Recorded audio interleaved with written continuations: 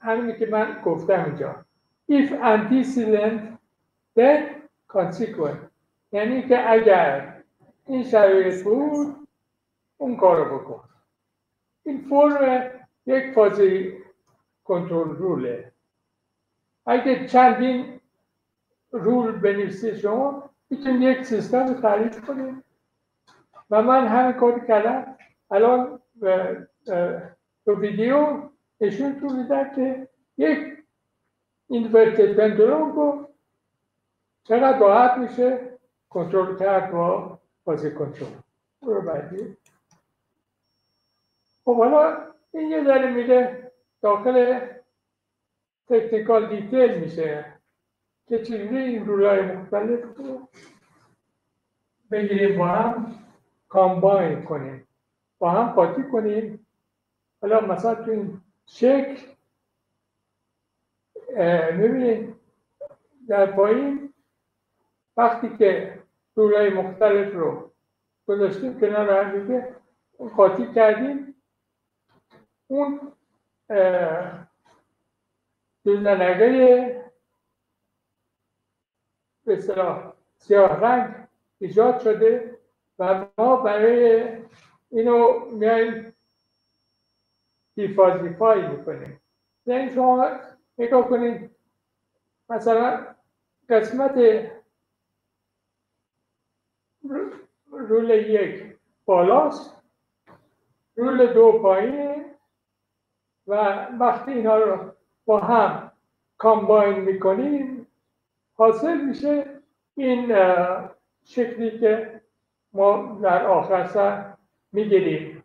و برای اینکه بفهمیم که حالا چیکار کنیم، اون قسمت اول که شما نگاه کنید اون فازیفیکیشن، یعنی مقدار دقیق یک سنسور رو میگیریم و مچ میکنیم با اون ممبرشیپ فانکشن که حاصلش میشه اون مثلثی که بریده شده و در بالا نشون داده. اون چه در حالت رول یک، پایین رول دو. بعد این دوتا رو با هم کامباین میکنیم میشه حاصل و ما احتیاج داریم که دیفازیفای بکنیم و اونو بفرستیم به کنترل. بعدی حالا میخوام نشونتون بدم که چجوری فازی کنترل رو من روی اینورتد پندولوم استفاده کردم و خیلی خوب کار کرد و با یکی از متخصصین و استادای اونجا استنفورد بودن. بعد به من گفتن که اگر این سیستم تو فرانکفورت هم کرد، من میگم که این خوب ساختی. دقیقا نشون دادم که اون کارم میکنه و خیلی هم برای من خوب. بعدی خب حالا ویدیوه روی خودشون هم باشن. خب ببینید چجوری پیاده ما تو ببر روی این کار میکنه. هر باعث بهبود علم میشه. از نقد رو منفی میگیرن. مثلا فرض کنید به اینشتین ایراد میگیرن ولی برای بهبود نظریش، ولی اگر بخوان نقد منفی کنن یعنی اینکه دوست ندارن کسی رشد کنه. حالا این همکار ایشون نقد کرده، ایشون از اون نقدش استفاده کرده و کامل کرده و چیز نوعی رو ایجاد کرده به خاطر اتفاقی که ازش شد. ما اگه برای روی این به اصطلاح ماوس دست چپی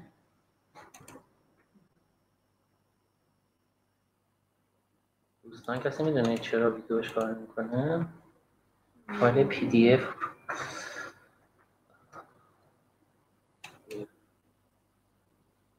میزنیم باید چیز بشه نه؟ ویدیوش بشه.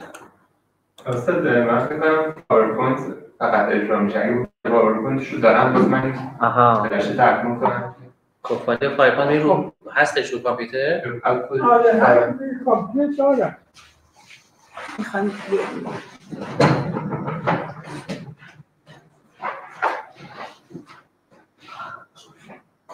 بودش بوده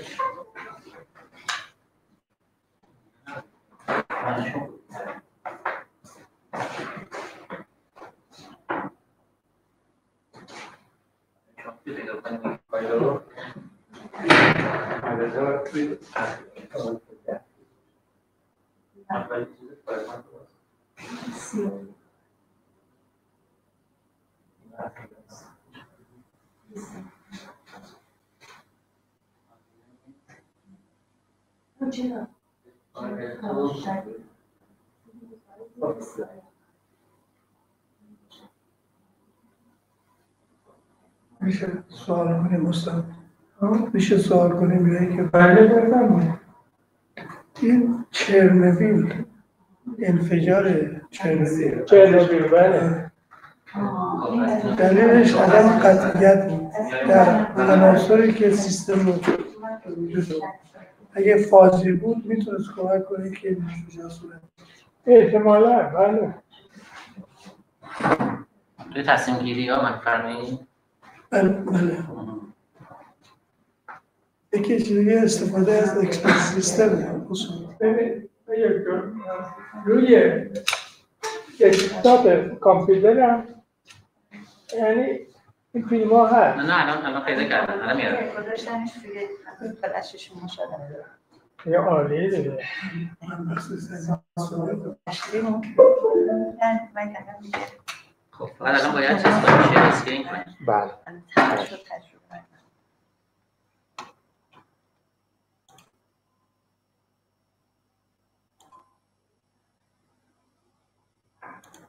یه زدین اینو ببندن. آره اونو ببند.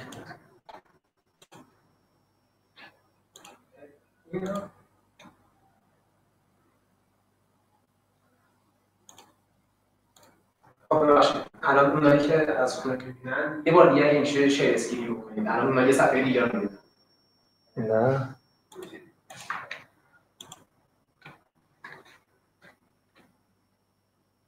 ببینید شده. یه بار دیگه شیر اسکرین بکنید. یه باشه اسکرین کنیم باید چیز انتر اسکرین از بزن. ویدیو که بزنید میتونید استارت کلاسیش اینو بزنید. حالا برید به اسکرین شو و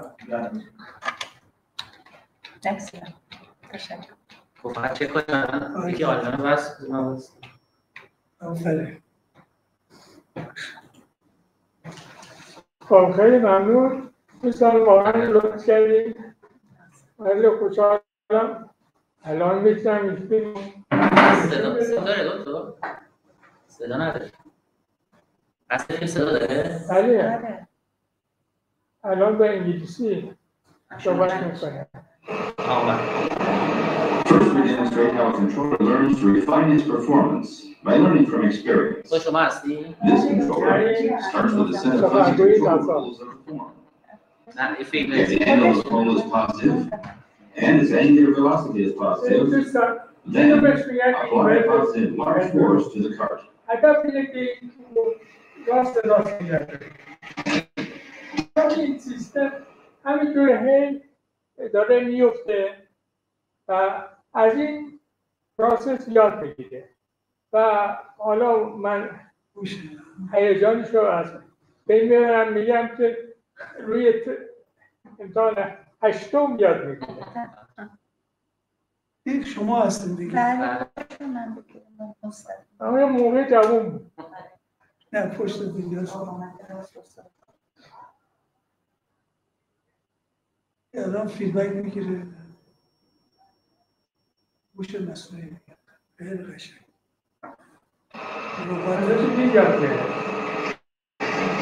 In this case, the controller learns the task in 8 trials.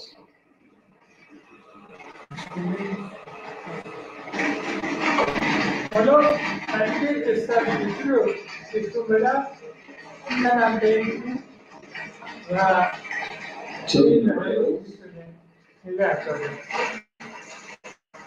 ثانیه من این امتحان این ضربه همین یه فرصت Adding a new folder to the top. این قسمت سختی بود. وقتی که ما یک پول رو به اون بالا کنیم Notice این that کار by اصلا adding a خیلی new folder, مشکله. the handle of this experiment has changed significantly, but the Fuzzy controller can successfully control the new system. این الان یک دینامیکیه که A generalized کاملا form of کرده. Eric called Garrick has already been applied to the truck backing problem, من and the اینو controller learns how to back up a truck to its docking location. در قرار گرفتن یک تریلی استفاده کردم و قشنگ برگشت جایی که میخواست خلاصه این کاری که آقای دکتر 27 سال پیش کرد الان هر کدومش رو کردیم یه جایزه داره. میتونی این کار بکنی. الان این کارا خیلی جالبه ولی اگر این دوستان نبودن من اصلا نمیتونستم چیزی رو نشون بدم. ولی الان بدهیم به ادامه صحبت بگم. این اسپیس شاتل اتیتود کنترل این یعنی که مثلا اسپیس شاتل رو باید از طرف پیچ رول یا کنترل کنیم ولی اینی که الان میبینید شما این پیچ کنترله و این نمودارهای فازی هستش که ما استفاده کردیم بعد اینجا می‌بینیم شاتل کنترل قسمت بعدی فضا این اسلاید برای اینکه یک اسپیس شاتل بره با یه چیزی تو آسمون داک کنه یعنی که بچسبه بهش اونو میگن داکینگ و ما این کار رو با 31 فازی رول اینجا الان بشکنید 31 فازی رول استفاده شده که اگر اون شرایط نگاتیو پیک بود نمیدونم اون یکی انگل ارور نگاتیو میدیم بود بعد فورس پازیتیو میدیم استفاده کنید و این کار کرد با این 31 فازی رول رو بعدی لطفا اینجا میخوام بهتون نشون بدم که برای که ما با یک چیزی که آسمون داک کنیم یعنی اصطلاح اونو بهش میگن ما میتونیم از طریق شعاع زمین بریم بالا اونو بهش میگن آر بار اپروچ یا از طرف سرعت شاتل بریم جلو اون میگن بی بار اپروچ و این پالیسی ناساست که اگر میخواد با یه سفینه داک کنه باید یه دور بره دورش بچرخه اونو بهش میگن فلای اراوند خب اون کار بعد استیشن کیپینگ هستش که تمام مختلف رو چک کنید که فاینال کامند رو بگیرید که آقا الان همه چی چک شده برو داک کن برو بعدی بیتن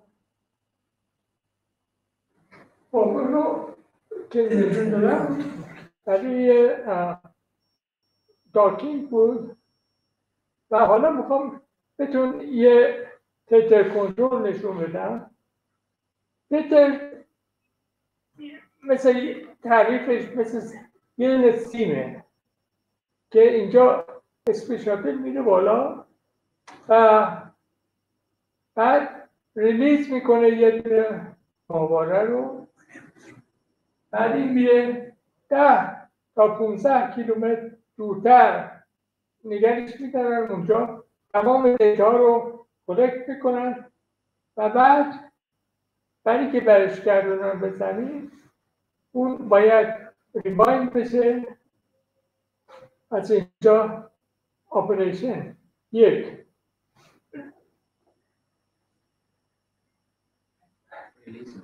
2 ریوایندینگ، یعنی که وقتی که دیتا رو کلکت کرد مثلا ریوایند میکنیم میذاریم توی شاتل، از شاتل برمیگردیم داریم رو معنیش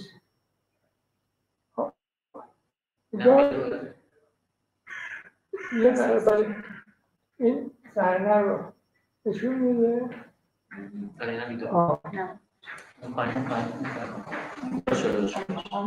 خوب شد.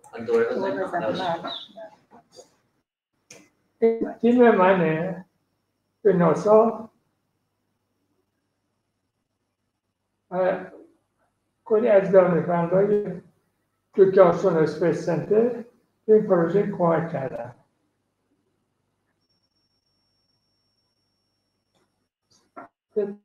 در سیمولیشن ما با فازی انجام دادیم. چون این ویدیو این ویندو اون پایینی ویندوی 3 رو شما نگاه کنید شاتل رو نشون میده که اون داره این ماورا رو میکشه و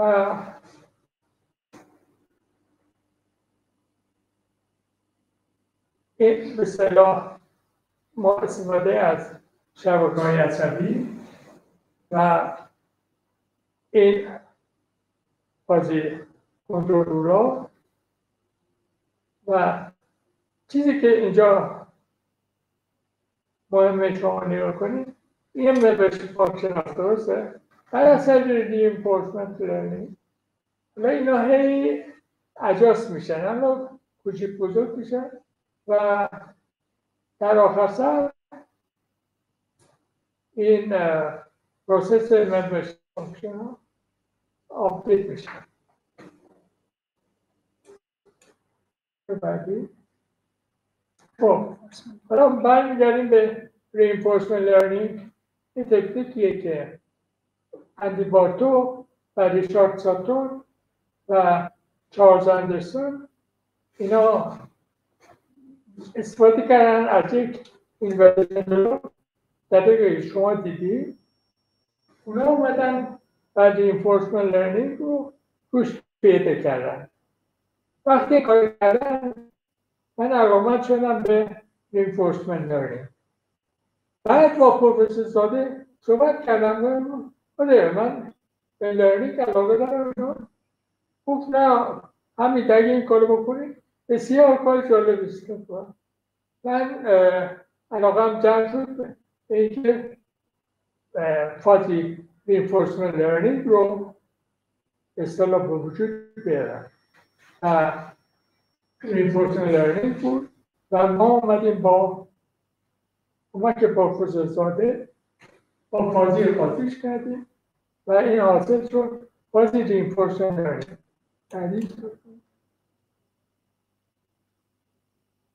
خب یعنی که ما reinforcement learning رو اومدیم اکستند کردیم، توسعه دادیم با استفاده از فازی لاژیک و یک سیستم وجود آوردم اسمش رو گذاشتم گریک و رفرنس های مربوط به گریک همه در آخر سر لیست کردم. شما ها میتونید اگه احمد بشید به دیتیل پروسس برید اون مقاله رو بخشید. اون اینورتد کاندونوم همین reinforcement learning بوده؟ بله. اصلا تعریفی که reinforcement learning کردن ما از چپ میاد درست میاد. علامت به reinforcement learning همیشه بگفتن که اینورتد بین، چون که اونا اینجوری تعریف کردن reinforcement learning رو ما هم از اونجا که علامت شدیم به reinforcement learning و ایرادی که داشت اون موقع یعنی از نظر تئوری ما باید قادر باشیم ثابت کنید که این پروسس کانورژ کنه و هیچ که نتونسته بود اینو نشون بده تا یه استاد در MIT این کارو کرد. بعد ما نگاه کردیم که خب حالا اگر اون تونسته ثابت کنه ما میتونیم با فازی رینفورسمنت ثابت کنیم و این مقاله رو تو اینجا شمارش رو دادم، میتونه خیلی علامت نگاه کنیم بهش که نشون میده که فازی رینفورسمنت لرنینگ از نظر تئوری قابل اثباته که کانورژ میکنه. بعدیش اینجا اینو خدمتتون بگم که پروفسور ساده توی یوسی برکلی بود، شمال کالیفرنیا. پروفسور بیلمن توی یوسی بود، جنوب کالیفرنیا. این دوتایی با هم یه سال سبتیکال پروفسور ساده اومد لس آنجلس. بعد اینا با هم کار کردن و حاصلش شد فازی داینامیک پروگرامینگ. بعد این فازی داینامیک پروگرامینگ به طریقی که پروفسور زاده بیلمن اینا تو مقالهشون توضیح میدن خیلی پروسس واقعا مشکلی. چندین نان لینیر اکویشن رو باید حل کنید تا برسید به جواب. حالا توی اون مقالهشون یه دونه مثال زدن که اینجا میبینید. بعد من خیلی علامت شدم که نگاه کنم ببینم که آیا این مسئله رو میشه با کیو لرنینگ حل کرد، فازی کیو لرنینگ، و تونستم دقیقا همون جوابایی که بیلمن زاده گرفته بودن و بگیرم. این مقاله اینجا بهتون رفرنس دادم، اگر علاقه داشتیم میتونیم بیشتر بریم. ساده تر از اونا ساده تر بیان کرده، مثل بیلمن و از اون. آره الان مثلا شما میبینید مثلا اینه که تو این نقطه که بودی راست برو یا به طرف چپ یا همینطور. این پروسس A نشون میده وقتی که تازه لرنینگ شروع شده و قسمت B نشون میده که بعد از 10,000 دفعه این پروسس کانورژ میکنه و در هر مرحله شما میتونه که بهترین کار چی هستش، راست، چپ، بالا، پایین.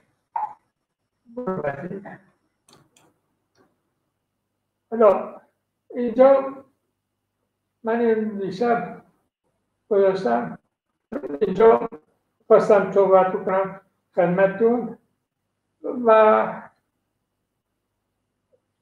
این اگر راجع به پروفسور پیروز نادری صحبت نمی‌کردم این یه حالت چیز نبود. من توی این مدت همش برای آقای نادری کار می‌کردم. ایشون مدیر برنامه‌های ناسا هستن برای مریخ. یعنی کار آقای نادری انقدر عالی بود که وقتی که آقای نادری می‌خواستن بازنشست بشن، ناسا اومد اسم یک سیاره رو گذاشت پیروز نادری. یعنی اگر شما الان اگر برید نگاه کنید ببینید آقای پیروز نادری سیاره که داره دور خورشید میگرده. بعد حالا اینجا می‌خواستم بهتون نشون بدم. این روبره به اسم پرسیورنس. پرسیورنس رو به فارسی پایداری و آره میشه اونجوری سماجت و موندن و بله مقاومت کردن و اینا در یک جا. حالا این پرسیورنس توی مریخ داره میگرده و خوبی اینه اونی که ما روش کار می‌کردیم اینه که یک آزمایشگاه متحرکه میره جلو و بعد مقداری از خاک مریخ برمی‌داره میاره بالا، بعد روش آزمایش میکنه ببینه که آیا علامت زندگی توش وجود داره یا نداره. بعد این کار پرسیورنس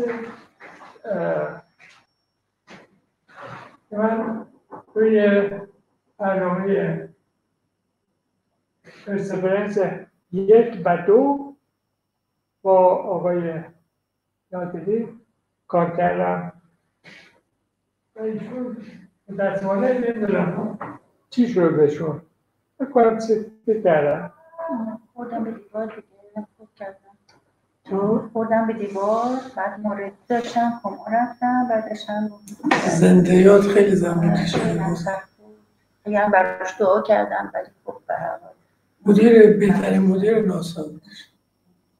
این چند وقت پیش بود شما خبرها دیدین اتفاقا بله دوستان دیدم افتخار ایرانی ها. کار کردم بخشید نه خواهش می‌کنم. بعدی این قسمت میخوام اکنالج بکنم، تشکر کنم از کار آقای دکتر خلج و دکتر فردمنش که این تاک رو برای من فراهم کردن، ارگنایز کردن و خیلی تشکر. و بذار بعدی اینجا من مقالاتم رو همه رو لیست کردم، چند تایی رو که میخواستم و مربوط به این تاک بود.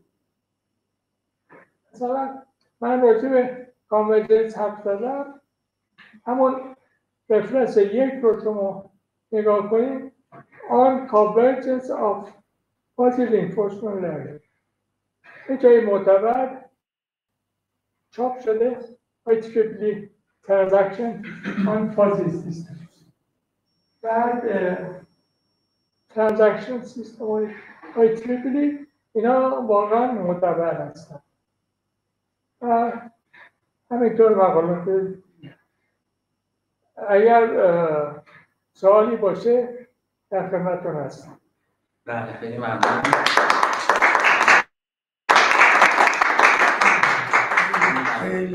خیلی عالی دستون در نکنه. به هر حال این لطف شما بود، ما که کاری نکردیم، فقط میزبان ساده بود. دوستان اگر که آنلاین کسی سوالی داره میتونید دستاتون بیارین بالا و من دسترسی بهتون بدیم. خودم یه سوالی داشتم. اون آزمایش پندولوم شما فازی reinforcement learning روش اجرا کردید. اگر فازی نبود و فقط reinforcement learning رو الگوریتم اصلی رو روش راه می‌کردین باز استیبل می‌شد؟ والا من فکر کنم که اونجوری که آقای ریستاتون و سایر reinforcement learning people ها افراد reinforcement learning صحبت میکنن راجع به اینکه میتونن خیلی دقیق این inverted pendulum دقیقا نگه دارن. من اگر باید اونا تراست کنم حتما اونا میشتن، اما چون که علاقه من نداشتم که فقط reinforcement learning رو نشون بدم، من بیشتر علاقه به فازی بله. و نشون به فازی کار میکنه. بعد مزیت فازی به اون حالت اصلی یا reinforcement learning شما چه مزیتی گرفتین؟ حالا خیلی مزیت داره فازی، چون که شما میتونید به اصطلاح از متغیرهای زبانی استفاده کنید، مثلا از اونا بازی ها رو بذارید کنار هم. و الان موضوع بازی کنترل یک ایده بزرگی توی آمریکا خیلی کم توجهی کردن به بازی، ولی تو ژاپن خیلی تحویل گرفتن و اینه که همه محصولات خانگی رو با استفاده از بازی استفاده کرد. برای من خیلی جالب بود. من رفته بودم یه جای خرید کنم، بعد دیدم نوشته فازی کنترل روی یه دوربین. بعد گفتم که اگر چیزی باشه، مثلا شما وقتی دوربین دارید خیلی دقیق عکس بگیرید، اما با استفاده از بازی کنترل اینا یه چیزی ساخته بودن که از نظر چیز خیلی شفافتن بشن.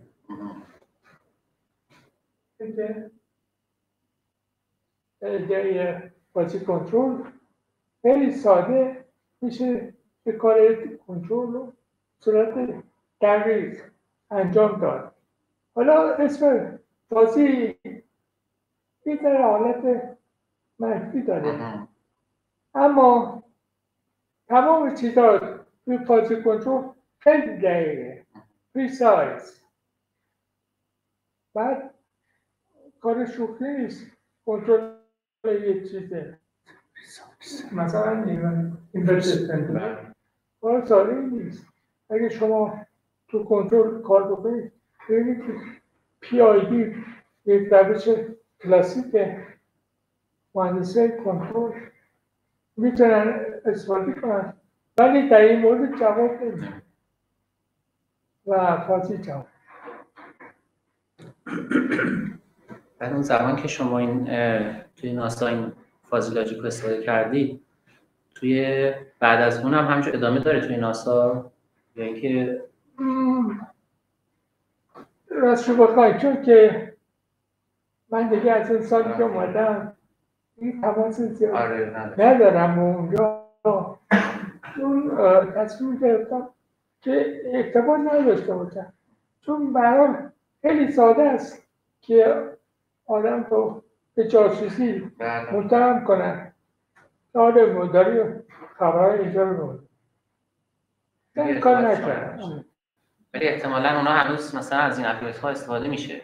آره احتمال خیلی زیاد. مثلا این پروژه که ما با مهندسی توی تگزاس انجام دادیم، اما مدت ما تو کالیفرنیا بودم، بعد پرواز میکردم میرفتم هیوستون اونجا یکی شاتل میره بالا، شاتل مثل یک موشک میره بالا، بعد که کاراش انجام داد مثل هواپیما میاد پایین. و این واقعا کار خیلی جالبی است که ناسا کرده. یه دونه هواپیما کوچولو یه کارش کردن مهندسای اونجا که این هواپیمای کوچولو که بعدش ممکن یک دهم شاتل باشه، همون کارهای شاتل رو میکنه. بعد این پروژه من بود که فضانوردا وقتی میرفتن بالا میومدن پایین، بعد نامه می‌نوشتن به رئیساشون آقا شما ما رو اینجا با این تعلیم دادید، ما رفتیم بالا شاتل رو بردیم پایین، این نمیشه که با خیلی فاصله داره جوابایمون. و این عنوان یک پروژه‌های ما بود که من کار کردم که تفاوت بین شاطر و این هواپیمای کوچولو کم بکنم که اینا ناسا گفته بود باید برای اینکه بری بالا و شاطر رو بیاره پایین باید 500 دفعه این هواپیما رو بیاره پایین.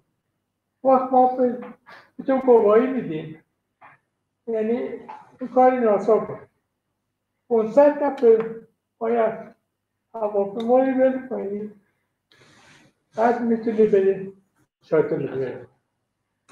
مثلا این پروژه ما دوستانی که اینجا هستن سوالی؟ من یه سوال داشتم. مثلا پرسیدم که در کدوم که از اون مراجعتون معادلات حالت اون پاندل برعکس رو توضیح بدید؟ ما در اونجا هیچ گونه معادلی کار نبردیم، فقط رول. مثلا توی این چیزی که بهتون نشون دارم 13 تا رول، 9 تا برای عمودی نگه داشتن، 4 تا برای نقطه پوزیشن، 4 و 9 13 تا رول، یعنی بدون هیچ گونه معادله، فقط با استفاده از فازی رولز. اما اگر واقعا علاقه داشته باشید معادله یا نشونه اینو واقعا میتونیم با PID مدل کنیم و اونجا خیلی استفاده میشه از proportional integral derivative و اونم کنترل میتونه بکنه. منتها برای اون خیلی پریسایز مدل رو لازم داریم. اما با فازی فقط چند تا رول خوب توجیه داریم.